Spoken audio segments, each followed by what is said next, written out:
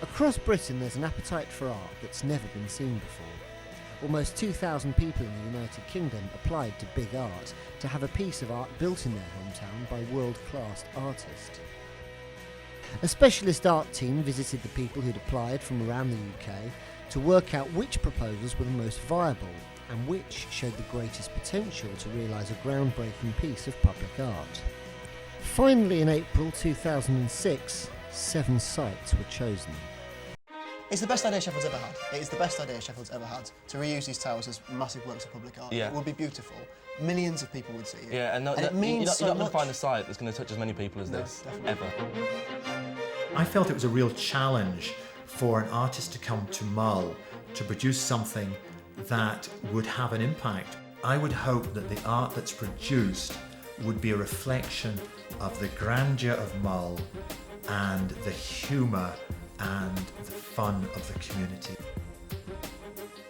If we looked at it as an ex-mine, then we ain't going to get very far. That's what we're aiming for with the project.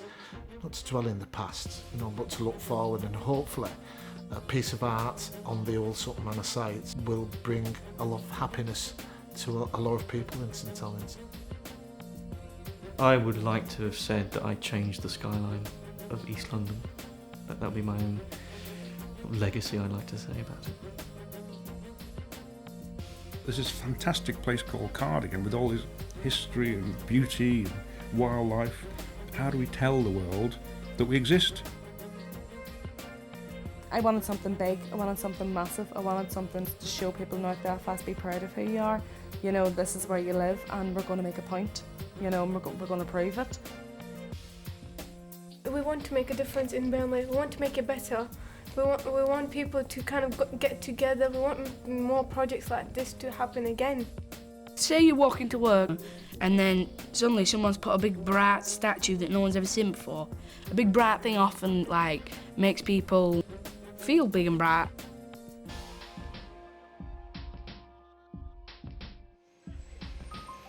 Burnley in East Lancashire is a town best known for its 2001 race riots, which drew national attention to it as a centre for racism and violence. Here a group of local children are trying to change perceptions of Burnley through building their own piece of big art. We've already got good facilities, we've got a good hospital and a good bowling alley and cinemas and stuff, but we ain't got much artwork in Burnley, so this is a good way to make people realise that Burnley's not such a bad town. There was a quote that I saw the other day from a South West Burnley resident, and they said, wouldn't it be great if you could Google Burnley and not just see the 2001 disturbance, but have this project coming up?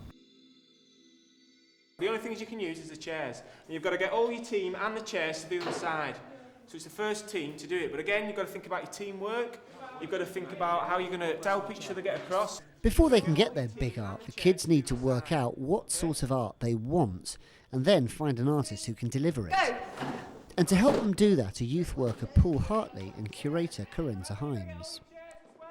As this project develops, it's not always going to be this fun, unfortunately, but even when we disagree about things, you still need to listen to people. We've really drilled it into them that this decision-making process is their decision, and they have to take ownership, they have to take responsibility for what it is. And we keep saying to them, look, when there's lots of press about this, you need to be able to say why you selected this work and for who and the reasons behind it, because you're not going to be able to say, oh, I don't know, because that's just not going to cut it. To help the kids work out what they want, Paul and Corinza take them around to see what public art is out there. Check out the Banksy there on the side of the building. Is that a rat or a cat? It is a rat, yeah. It's a cat. It's not a rat. Tracy Emin's first piece of public artwork. This piece of artwork cost £60,000. It's too small. With so much art to take in, Corinza and Paul take the kids to meet 3 well-known artists with very different approaches to their art, to better help them work out what they think is going to work best for Burnley. First up is Priscilla Monge, a conceptual sculptor. I wanted to do a pitch who's not normal, but full of geographical accidents. And when people come in, they would have to play not by the same rules as you play in a normal pitch, but you have to invent like a new set of rules to play, like in life. Like you sometimes are in life in situations where you have to play by different rules. Football, it doesn't just always go straight. It goes up and down all the time. People kick it, so it goes like a wavy shape. So I think that's a really good idea because people have different opinions. It's the best piece about arting. Yeah.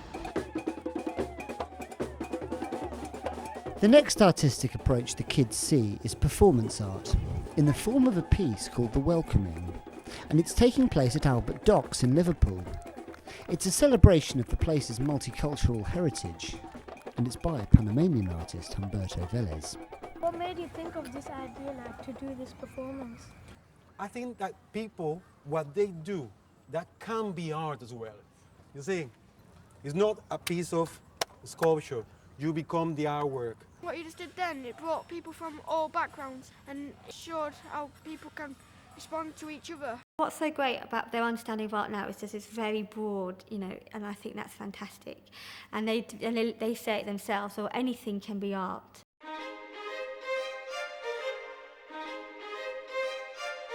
Finally, the kids travel to London to look at the high-tech, playful approach to art practised by artists Greyworld in their piece The Source at the London Stock Exchange. What inspired you to make something like this? Because it's just totally random. Well, what we wanted to do is, you know, the stock exchange, the idea of the stock exchange is that everyone's buying these stocks and shares in companies. And it's, I don't know about you guys, but I find that really quite a difficult idea to understand. So we didn't want to make something that was really technical and showed you all about what stocks and shares were about. We wanted to make a metaphor. We wanted to make something that just gave you the sense that there was lots of activity going on in this thing called the stock market. So that you would look at this thing and perhaps you get an idea, oh look, some stocks are going up over here, and over here some stocks are falling. So it was just a metaphor, a nice image to give people the idea of what the stock market was. When the stock exchange is good and everyone's making money with their stocks, it looks like champagne bubbles. But when they say the market's going down, it looks like Alka-Seltzer, you know, when you've got a headache. Our Big Art group want to help rid Burnley of its run-down and racist image using big art. To do that, though, they're going to have to choose something that appeals nationally. And however much Carenza and Paul have helped them so far, in this decision, they are completely on their own.